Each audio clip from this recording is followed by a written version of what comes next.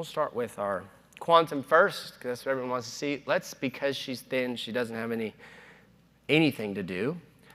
When we fire that up, Mr. Michael, let's go like 7 on our kilojoules, and we'll make the pulse count like 1.5.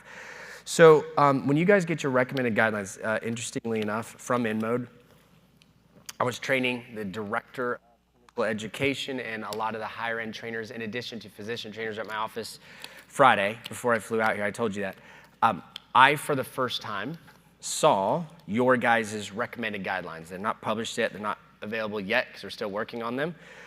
So I have a little bit of context on what you guys are going to be seeing compared to what I treat. And the guidelines start at what do we say, 4 energy? Yeah. At home, so when we're doing the quantum, can we go over to the quantum screen? At home, your recommended guidelines are going to start you off around 4. You haven't even seen them yet, have you? Or have you? And they go up from there a little bit. So the reality is the majority of my treatments and all of those tables that we gave you were based on an energy level of 10. Okay? I typically treat somewhere between 8 and 12 on my quantum. Today, because she doesn't have much to do, I'm going to back it down. We're going to use an energy of 7. Pulses per second.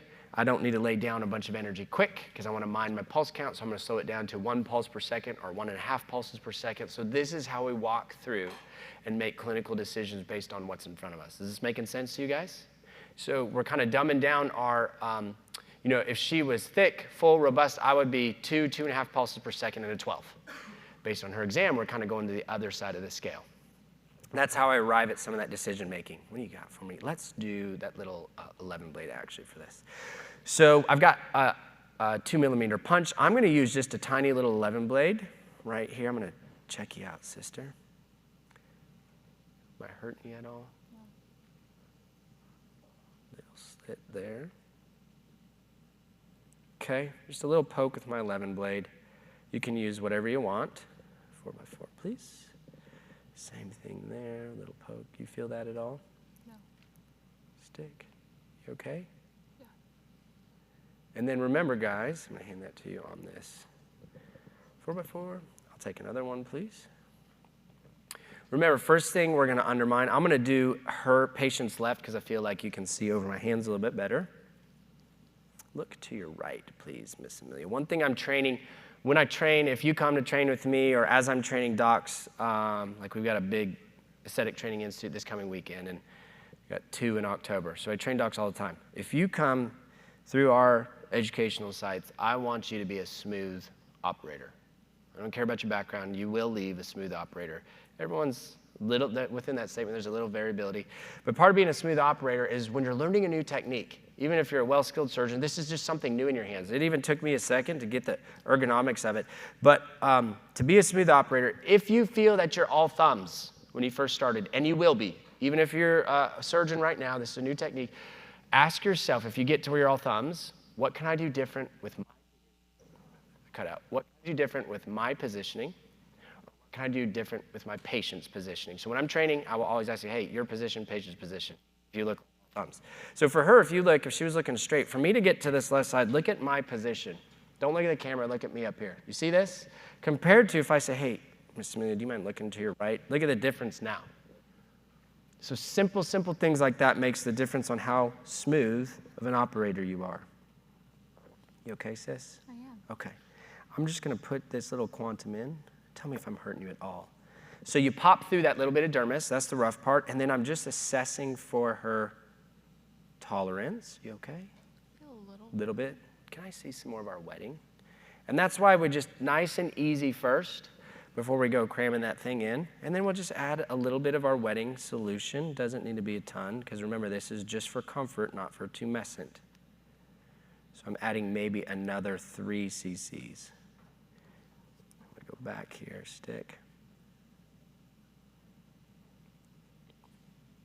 That was 5. So that was 5. What did I already infiltrate? 5. So we're like 10 cc's for just the jawline. Of course, we did all our blocks elsewhere. Okay, we'll try again, Miss Amelia. Okay. 1, 2, 3, big stick. You okay with that? Yeah. just gonna undermine a little bit. Tell me if I'm hurting you, and I can easily add more. Or I can get you Pronox. Take some Pronox hits. So all I'm doing now is just simple undermining, breaking through the FSN. I want to be in the right plane, working away from my most superficial areas of my marge, which is making sure not to go anterior. My end point here is when I'm passing this through smoothly without any resistance. So the number of passes when you're undermining is different from person to person depending on their FSN, how fibrous they are. That has to do with both previous history of treatments, ethnicity. Hispanics, African Americans are more fibrous than Caucasians. So there's just a lot that goes into the subdermal FSN. But now she's just really nice and smooth. I've got no resistance. You see how easy that is? And honestly, guys, I don't want to deliver a ton of pulses. We're going to do, for this area, remember our chart, 5 by 5, very thin. I mean, our table is going to show 40-ish pulses when you get that. So I'm going to do actually less than that because then I'm going to clean up the slack with the Morpheus. So I'm going to do one layer of maybe 20 pulses. Tell me if I hurt you. Okay. Feel that at all? No.